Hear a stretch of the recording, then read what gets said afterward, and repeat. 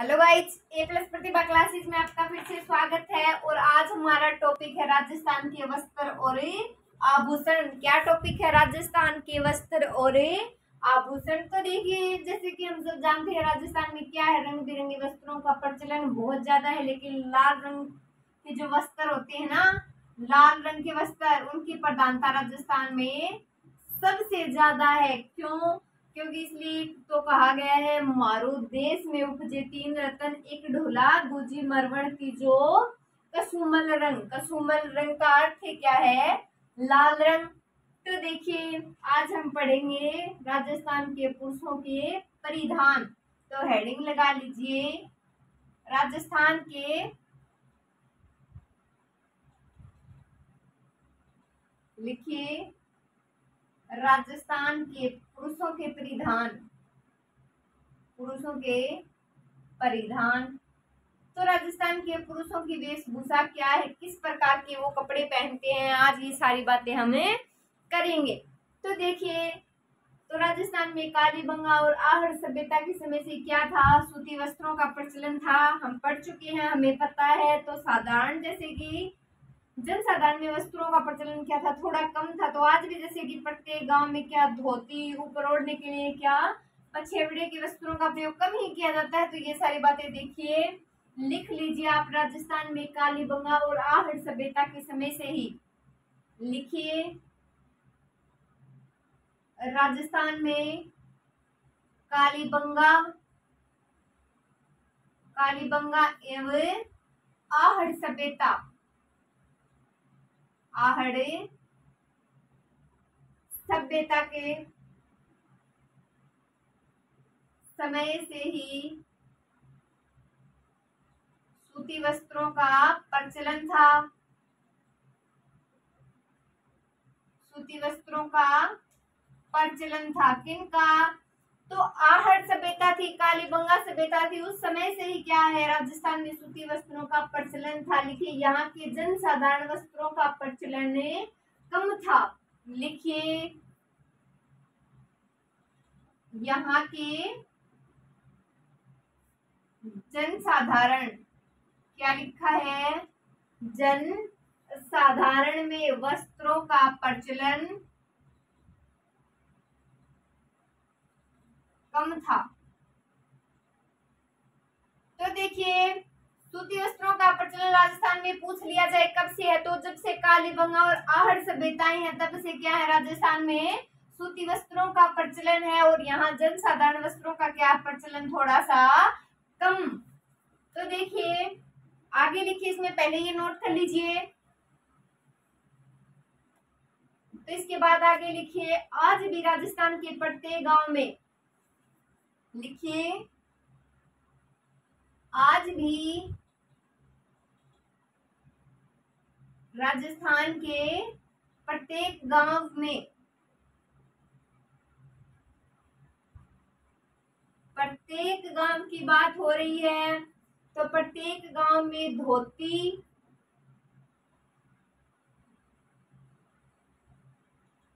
एवं ऊपर ओढ़ने, पछेवड़े, ऊपर ओढ़ने के पछेवड़े के सिवा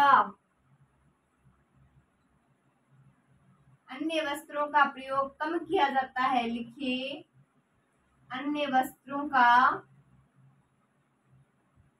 प्रयोग कम किया जाता है।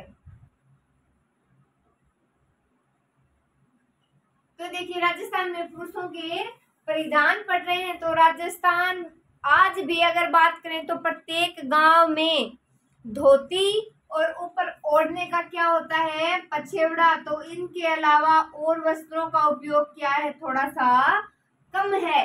आगे देखिए, जैसे कि सर्दी में किसका प्रयोग है, अंगरखी का प्रयोग।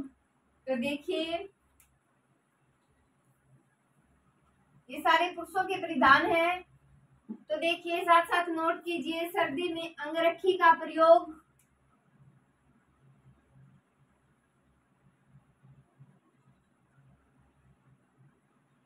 सर्दी में अंगरखी का प्रयोग प्राचीन परंपरा के अनुकूल है,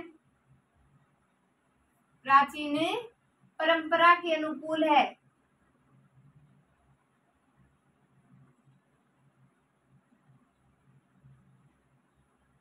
क्या है? तो प्राचीन परंपरा के अनुकूल है। तो देखिए, धोती घुटनों तक की और अंगरखी कहाँ तक की होती है? जांघों तक की होती है। ये बात भी नोट कर लीजिए कि धोती घुटनों तक की, धोती घुटनों तक की एवं अंगरखी जांघों तक की होती है। कहाँ तक की होती है? तो जांघों तक की क्या है? अंगरखी है। और जो घुटनों तक आए वो क्या है? उसे बोलेंगे धोती। तो देखिए, सर्दियों में अंगरखी का प्रयोग क्या है? प्राचीन परंपरा के अनुकूल ही है। तो धोती घुटनों तक आएगी और अंगरखी कहाँ तक है? जांघों तक आएगी। तो देखिए, मुगल काल जो था उसमें कुछ पगड़ियां भी अस्तित्व में आई थी, तो वो लिखेंगे। तो लिखिए, मुगल काल में पगड़ियों की विभिन्न शैलियां अस्तित्व में आई।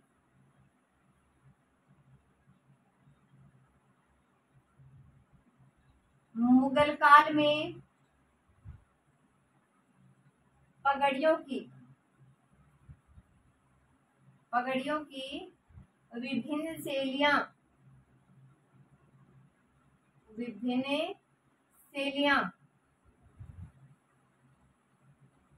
अस्तित्व में आई। क्या है? बहुत सारी पगड़ियां क्या हुई? अस्तित्व में आई। जैसे कि बात करें, जैसे लिख लीजिए, लिखिए अटपटी, पगड़ियों के नाम है ये शैली है इनकी अटपटी। नाम क्या है? अटपटी। अमर शाही,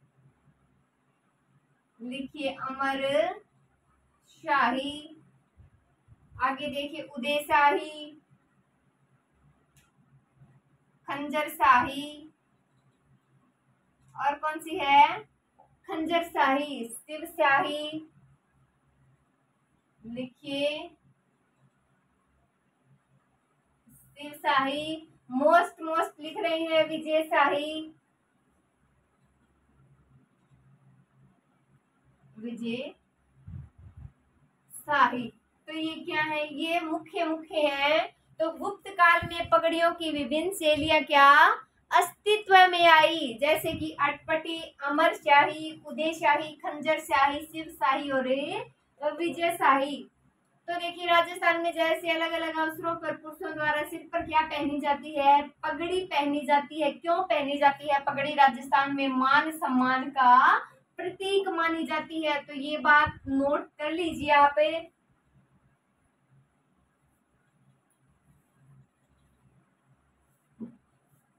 लिखिए, राजस्थान में विभिन्न अवसरों पर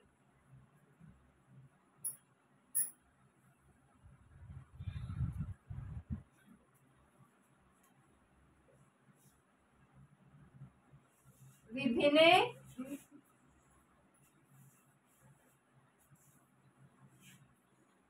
लिखिए अवसरों पर पुरुषों द्वारा सिर पर क्या पहनी जाती है?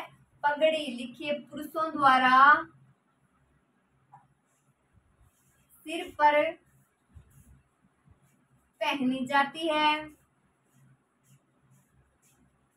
कहाँ पहनी जाती है पगड़ी? सिर पर पहनी जाती है, जो मान सम्मान का प्रतीक है। लिखिए, जो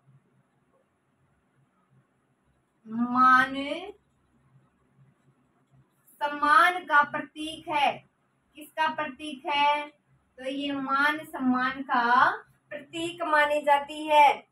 तो लिखिए, अब लिखेंगे विवाह के उत्सव पर कौन सी पहनी जाती है? ये सारी बातें हम इसमें करेंगे। तो पहले आप लिख लीजिए, विभिन्न अवसरों पर सिर पर क्या पहनी जाती है? पगड़ी पहनी जाती है। किसका प्रतीक है? ये मान सम्मान का प्रतीक है। तो सबसे पहले लिखिए आप, ये लिख लिया आपने। अब आगे देखिए, लिखिए जैसे विवाह उत्सव पर मोठड़े की पगड़ी,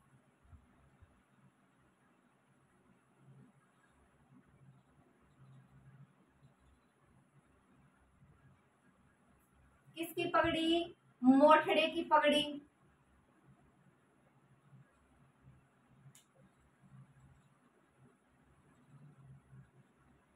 आगे देखिए, शोक के समय सफेद पगड़ी, शोक के समय कैसी पगड़ी? सफेद, कैसी? सफेद पगड़ी।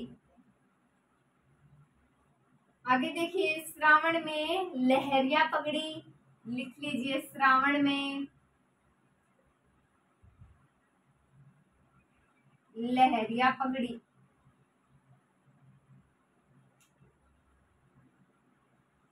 लहरिया पगड़ी।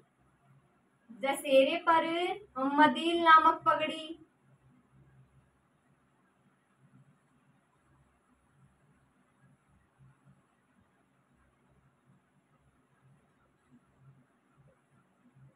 दशहरे पर कौन सी?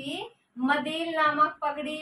और होली पर फूल पत्ती की छपाई वाली पगड़ी। अक्षय तृतीया पर क्या? केसरिया पगड़ी, लिख लीजिए अक्षय तृतीया पर केसरिया पगड़ी। पहले आप इतने ही लिख लीजिए। तो विवाह उत्सव पर मोठड़े की पगड़ी, किसकी पगड़ी? मोठड़े की पगड़ी। शोक के समय सफेद पगड़ी, श्रावण में लहरिया पगड़ी, दशहरे पर कौन सी? मंदिर पगड़ी। कौन सी? मंदिर पगड़ी। नेक्स्ट देखिए, अभी पगड़ियों के प्रकार देख रहे हैं। कौन सी किस समय पर बांधी जाती है? लिख लीजिए होली पर फूल पत्ती की छपाई वाली।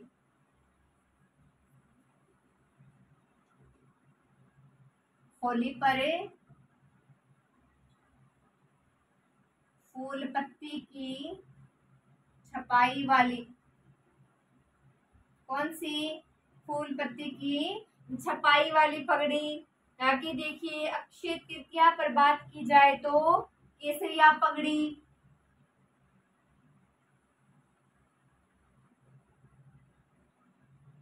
अक्षय तृतीया पर केसरिया पगड़ी। कैसी पगड़ी?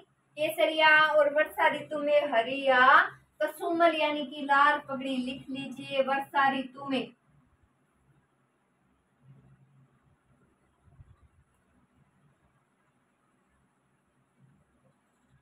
कसुमल भी बोलते हैं लाल रंग को।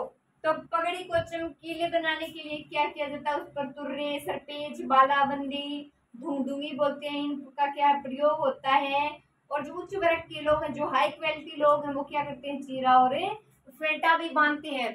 तो लिख लीजिए पहले, होली पर फूल पत्ती की जाने वाली छपाई की जो पगड़ियां हैं वो अक्षय तृतीया पर केसरिया पगड़ी, वर्षा में हरिया लाल पगड़ी। तो बात करें वर्तमान राजस्थान की, तो वर्तमान राजस्थान में लगभग संपूर्ण भारत में क्या पाश्चात्य वेशभूषा को अपना लिया गया है। फिर भी राजस्थान के पुरुषों का परिधान क्या अपने आप में थोड़ा अलग है। तो देखिए, सबसे पहले आप हेडिंग लगा लीजिए जामा। तो ये समझ में आ गया होगा इतना, राजस्थान अपने आप में जो विशिष्ट अपना स्थान रखता है परिधान में, तो वो सारी बातें हम देखते हैं। तो सबसे पहले आप हेडिंग लगा लीजिए जामा। पुरुष के परिधान पढ़ रहे हैं, सबसे पहले लगा लीजिए जामा। क्या हेडिंग लगानी है? जामा। तो देखिए, शरीर के जो ऊपरी भाग में विवाह या युद्ध के समय पहने जाने वाला वस्त्र, लिखिए शरीर के ऊपरी भाग में, शरीर के ऊपरी भाग में विवाह या फिर युद्ध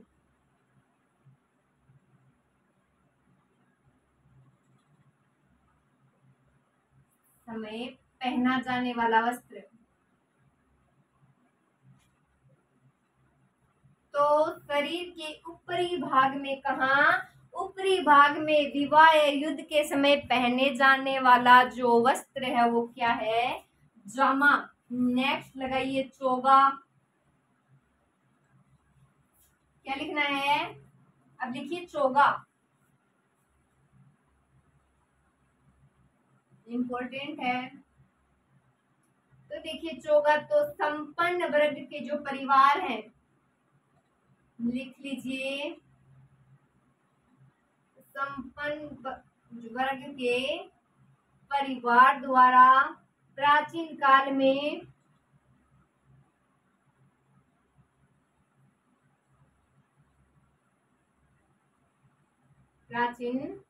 में अंगरखी पर रेशमी, अंगरखी बताई थी ना मैंने आपको, जांघों तक, तो लिखिए अंगरखी पर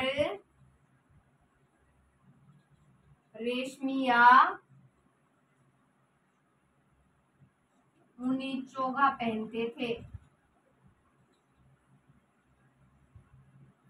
तो देखिए चोगा संपन्न वर्ग के परिवार, कौन से? संपन्न वर्ग के परिवार द्वारा प्राचीन काल में अंगरखी पर क्या रेशमी या ऊनी चोगा पहनते थे, उसे क्या बोलेंगे?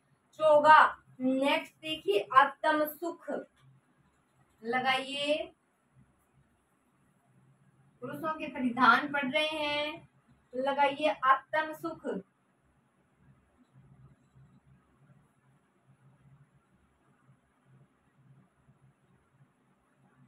आत्म सुख तो सर्दियों में पहना जाने वाला रुईदार वस्त्र होता है जो गले से लेकर कहाँ? टखनों तक का लंबा होता है। नीचे पैरों तक का लंबा है ये, तो लिखिए सर्दियों में पहना जाने वाला रुईदार वस्त्र, सर्दियों में पहना जाने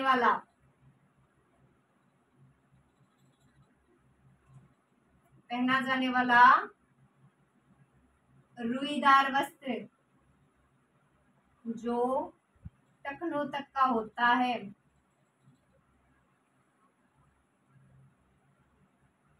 कहाँ तक का होता है? तो टखनों तक का होता है। और कब पहना जाता है? तो सर्दियों में पहने जाने वाला रुईदार वस्त्र जो कहाँ तक? टखनों तक पहना जाता है। नेक्स्ट हेडिंग लगा लीजिए कमरबंद या पटका, लगाइए कमरबंद या पटका।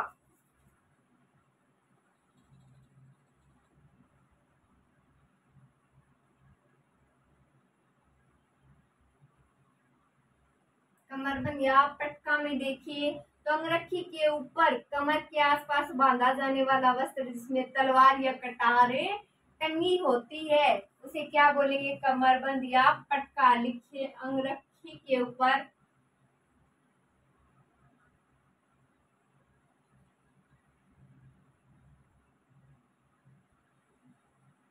कमर के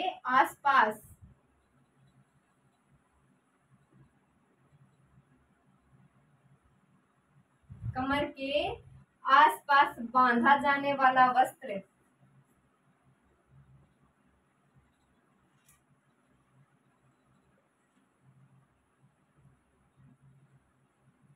जिसमें तलवार या कटार टंगी होती है, तलवार या कटार टंगी होती है।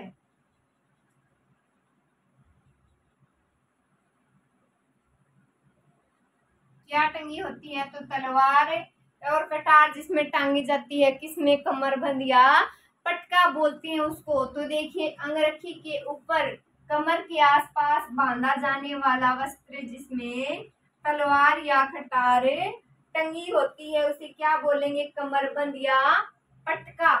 नेक्स्ट देखिए बिरजिस या ब्रिजेस, लगाइए हेडिंग बिरजिस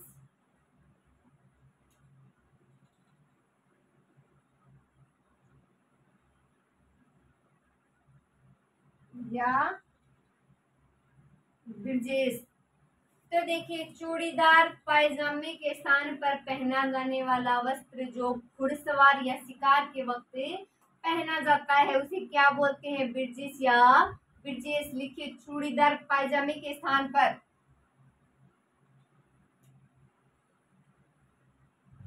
चूड़ीदार पायजामा के स्थान पर,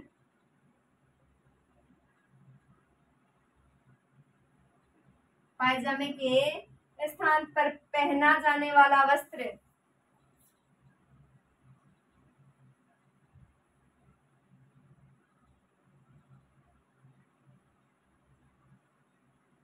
पहना जाने वाला वस्त्र जो घुड़सवारी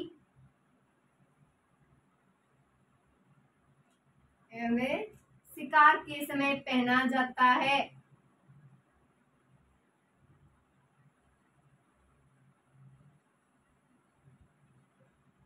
कब पहना जाता है? तो चूड़ीदार पायजामा के स्थान पर पहना जाने वाला वस्त्र जो क्या है? घुड़सवारी एवं शिकार के समय पहना जाता है। क्या बोलते हैं उसे? ब्रिजेस या ब्रिजेस। नेक्स्ट हेडिंग लगाइए पछेवड़ा। लिखिए पछेवड़ा।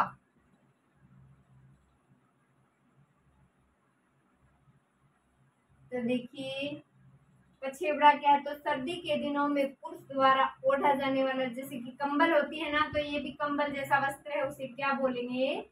पछेवड़ा। लिखिए तो सर्दी के दिनों में पुरुषों द्वारा, सर्दी के दिनों में पुरुषों द्वारा ओढ़ा जाने वाला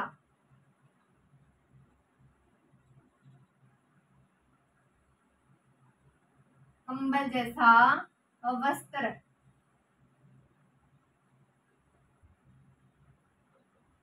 किसके जैसा वस्त्र है?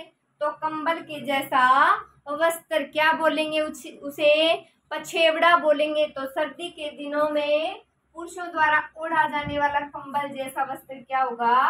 पछेवड़ा। नेक्स्ट लिखिए खेस। खेस हेडिंग लगाइए।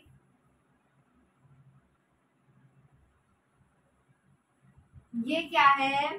तो सर्दी में पुरुषों द्वारा कंधों पर डाला जाता है। लिखिए सर्दियों में पुरुषों द्वारा कंधों पर डाला जाने वाला वस्त्र, कहाँ पर है? कंधों पर डाला जाने वाला वस्त्र क्या कहलाएगा? खेस। तो खेस क्या है? सर्दियों में पुरुषों द्वारा कंधों पर डाले जाने वाला वस्त्र जिसे क्या बोलते हैं? खेस। नेक्स्ट लिखिए अमोवा। लिखिए अमोवा।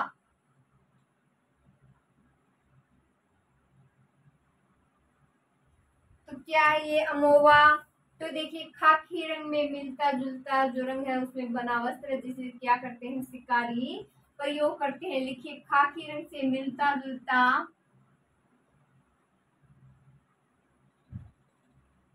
खाकी रंग से मिलता जुलता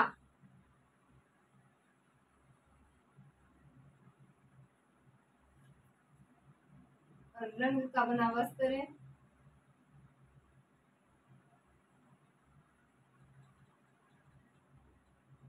जिसे शिकारी प्रयोग करते हैं।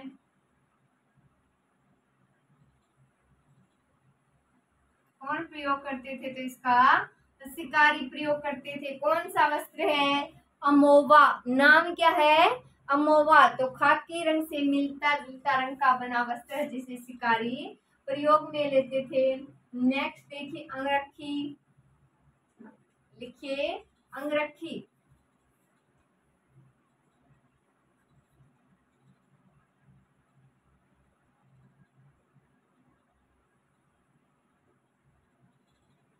तो ये क्या है? तो पुरुषों द्वारा शरीर के ऊपरी भाग में पहना जाने वाला वस्त्र क्या कहलाता है?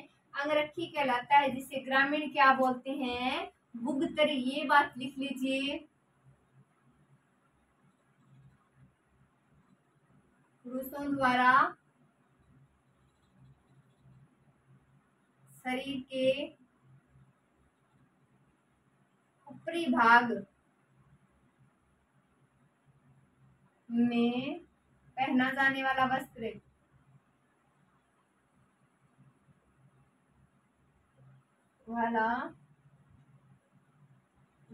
क्या होता है? अंगरखी होता है। लिखिए, जिसे ग्रामीण क्या बोलेंगे? ग्रामीण से बुगतरी के नाम से जानते हैं।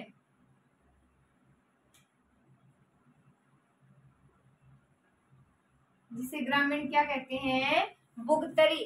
तो अंगरखी क्या है? पुरुषों द्वारा शरीर के ऊपरी भाग में पहने जाने वाला वस्त्र है, जिसे ग्रामीण क्या बोलते हैं? बुगतरी बोलते हैं। क्या कहेंगे ग्रामीण? बुगतरी। नेक्स्ट हेडिंग लगाइए, तहमद। लगाइए तहमद।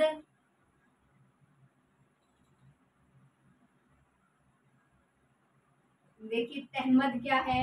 तो पुरुषों द्वारा कमर पर बांधे जाने वाला क्या चद्दरनुमा वस्त्र, जिसे क्या बोलते हैं? लुंगी भी बोलते हैं। लिखिए, पुरुषों के द्वारा कमर पर बांधा जाने वाला,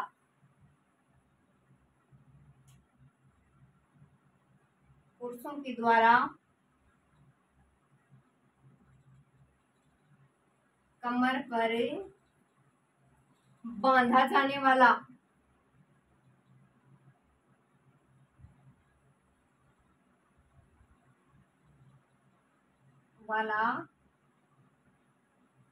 चद्दरनुमा वस्त्र, जिसे लुंगी भी बोलते हैं। लिख लीजिए, क्या कहते हैं? जिसे लुंगी भी कहते हैं। क्या कहेंगे? लुंगी। तो देखिए, राजस्थान के जो क्या है वस्त्रों की बात हो रही है, तो पुरुषों के द्वारा कमर पर बांधा जाने वाला क्या चद्दरनुमा वस्त्र, जिसे क्या बोलते हैं? लुंगी भी बोलते हैं। क्या बोलेंगे? लुंगी भी बोलते हैं। उसे क्या कहा जाता है वैसे? तहमद नाम भी है उसका, याद रखिए, तहमद। नेक्स्ट देखिए, मलागिरी या मलयगिरी। हेडिंग लगाइए, मलागिरी।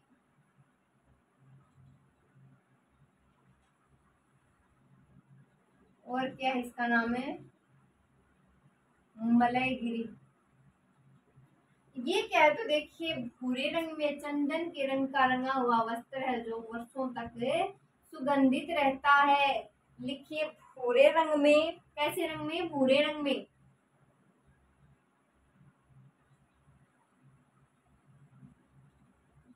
लिखिए, भूरे रंग में चंदन के रंग से रंगा हुआ, चंदन के रंग से रंगा वस्त्र,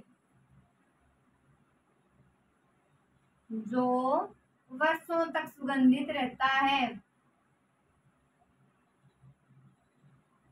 जो वर्षों तक सुगंधित रहता है। तो मलागिरी या मलयगिरी क्या है? तो भूरे रंग में चंदन के रंग से रंगा हुआ वस्त्र, जो क्या रहता है? वर्षों तक सुगंधित रहता है। नेक्स्ट हेडिंग लगाइए। पहले आप लिख लीजिए, एक बात नोट लगा कर लिखिए, उसके बाद इसमें आगे बात करते हैं। नोट लगा लीजिए। तो क्या बात नोट करनी है? तो जयपुर का सिटी प्लेस है, तो सिटी प्लेस जयपुर में कौन सवाई राम सिंह द्वितीय की अंगरखियां रखी हुई हैं, जो क्या अभी तक सुगंधित है। ये बात लिखिए, सिटी प्लेस जयपुर में।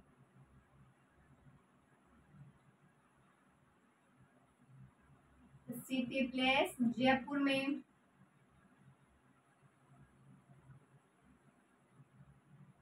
किसकी? सवाई राम सिंह द्वितीय।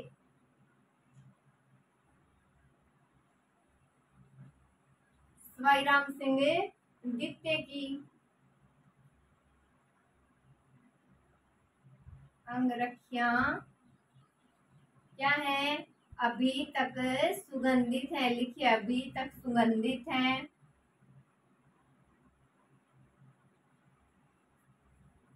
तो देखिए एक बार सिटी प्लेस में जयपुर में, कहाँ सिटी प्लेस जयपुर में स्वाई राम सिंह सेकंड की क्या रखी है, अंगरखियां रखी गई हैं जो कि अभी तक सुगंधित है। नेक्स्ट हेडिंग लगाइए जयपुरी कोट।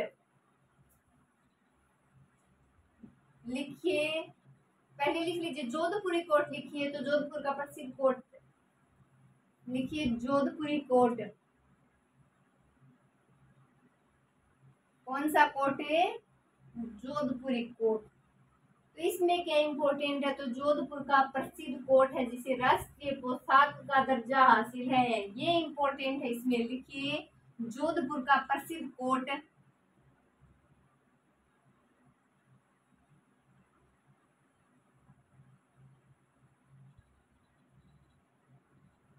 जिसे राष्ट्रीय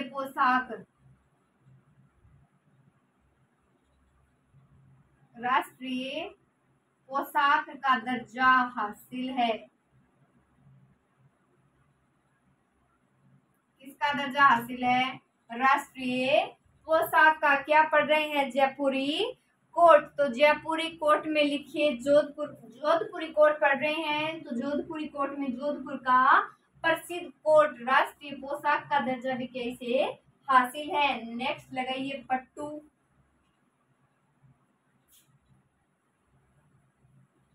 लिखिए पट्टू।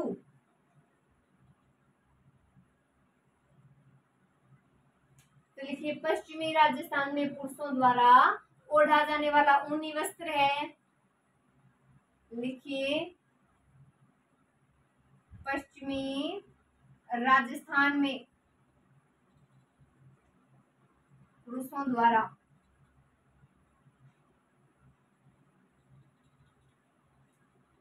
ओढ़ा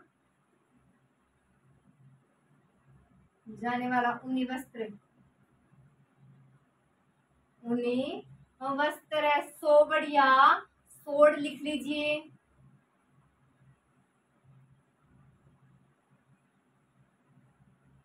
सोवड़ या सोड़। तो देखिए ऊन से बनी रजाई जो गद्दे को सोड़ कहते हैं। लिखिए ऊन से बनी रजाई एवं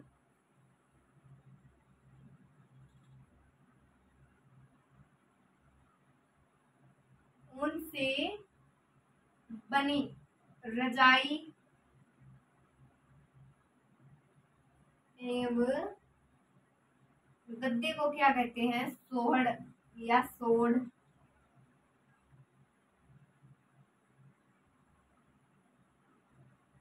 तो देखिए इनको एक बार। पट्टू क्या है? पट्टू तो पश्चिमी राजस्थान में पुरुषों द्वारा ओढ़ा जाने वाला ऊनी वस्त्र क्या है? क्या बोलेंगे? पट्टू। सोवड़ या सोड़ तो ऊन से बनी रजाई एवं गद्दों को क्या कहते हैं? सोड़ या सोड़। तो लिखिए आगे इसमें लिखिए लोई। क्या लिखनी है? लोई लिखिए। तो इसमें क्या इंपॉर्टेंट है? देखिए ऊन या सूत की बनी गर्म चादर है, ये जो कब ओढ़ी जाएगी? गर्म है तो सर्दियों में ओढ़ी जाएगी। लिखिए ऊन या सूत की बनी गर्म चादर, ऊन या सूत की बनी गर्म चादर जो सर्दियों में ओढ़ी जाती है, जो सर्दियों में ओढ़ी जाती। कब ओढ़ी जाती है? तो सर्दियों में ओढ़ी जाती है। नाम क्या है? लोई। नेक्स्ट देखिए कोपीन। क्या लिख रहे हैं? कोपीन लिखा तो देखिए क्या है? कोपीन साधु सन्यासियों द्वारा पहना जाने वाला वस्त्र। लिखिए साधु सन्यासियों द्वारा पहना जाने वाला वस्त्र। तो साधु सन्यासियों द्वारा पहना जाने वाला वस्त्र क्या कहलाएगा? कोपीन। नेक्स्ट देखिए डेपाडा। लिखिए डेपाडा। इसमें क्या लिखना है, तो ये है भीलों द्वारा पहनी जाने वाली तंग धोती। लिखिए, भीलों द्वारा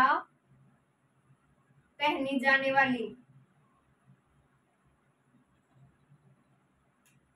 तंग धोती। तंग धोती। तो देखिए लोई, देखिए सबसे पहले तो ऊन या सूत की बनी गर्म चादर जो सर्दियों में ओढ़ी जाती है। कब ओढ़ी जाती है, तो सर्दियों में। कोपीन क्या है, साधु सन्यासियों द्वारा पहना जाने वाला वस्त्र। कोपीन। दे पाडा क्या, तो भीलों द्वारा पहने जाने वाली तंग धोती यानी कि टाइट धोती को क्या बोलेंगे, दे पाडा। नेक्स्ट देखिए, नेक्स्ट लिखिए पोत्या।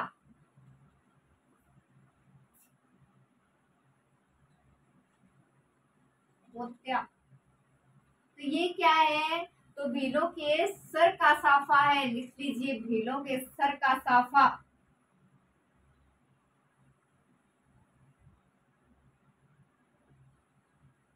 क्या कहलाया, पोत्या बोलेंगे उसको। अब एक और लिखिए पातियो। पातियो देखिए, तो ये क्या, तो एक लंबा दरीनुमा वस्त्र है जो जमीन पर बैठकर भोजन करने के लिए चटाई बोल सकते हैं। चटाई यानी कि एक लंबा दरीनुमा वस्त्र। लिखिए, एक लंबा दरीनुमा वस्त्र। कैसा वस्त्र, दरीनुमा वस्त्र। लिखिए, जो जमीन पर बैठकर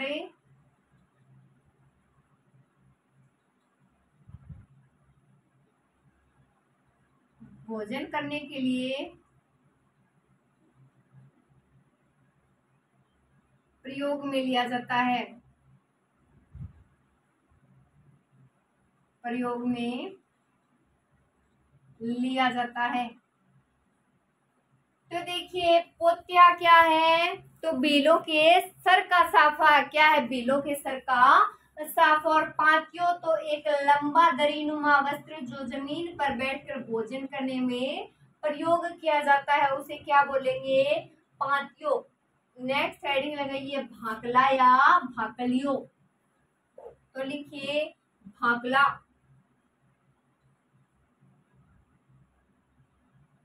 या भाकलियो। में देखिए अभी, तो एक दरीनुमा वस्त्र जो ऊंट के बालों से बनाया जाता है। लिखिए, एक दरीनुमा वस्त्र। साथ साथ नोट कीजिए।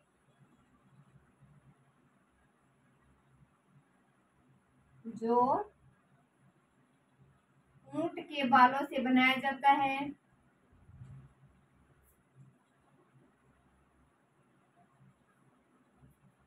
बनाया जाता है, किससे बनाया जाता है, तो ऊंट के बालों से बनाया जाता है। और सर्दी में बचने के लिए पश्चिमी राजस्थान के जो ग्रामीण क्षेत्रों में के इसका प्रयोग किया जाता है। लिख लीजिए। और सर्दियों से बचने के लिए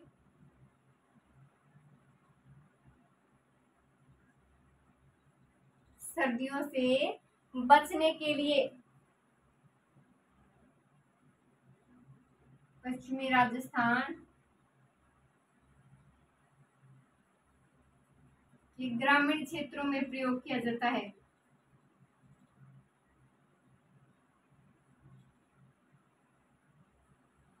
प्रयोग किया जाता है। तो देखिए भाकला या भाकलियो, तो देखिए क्या है, भाकला या भाकलियो, तो एक दरीनुमा वस्त्र है। कैसा वस्त्र है, दरीनुमा, दरी के जैसा वस्त्र है जो ऊंट के बालों से बनाया जाता है। पूछ लिया जाए भाकल या भाकलियो किससे बनाया जाता है, तो ऊंट के बालों से बनाया जाता है। और कब इसको काम में लिया जाता है, तो सर्दियों से बचने के लिए। कहाँ, पश्चिमी राजस्थान। कहाँ की बात हो रही है, तो पश्चिमी राजस्थान के जो ग्रामीण क्षेत्र है वहाँ जो क्षेत्र हैं उनमें उसका प्रयोग किया जाता है। तो ये हो गए हमारे पुरुषों के परिधान complete. Thank you so much.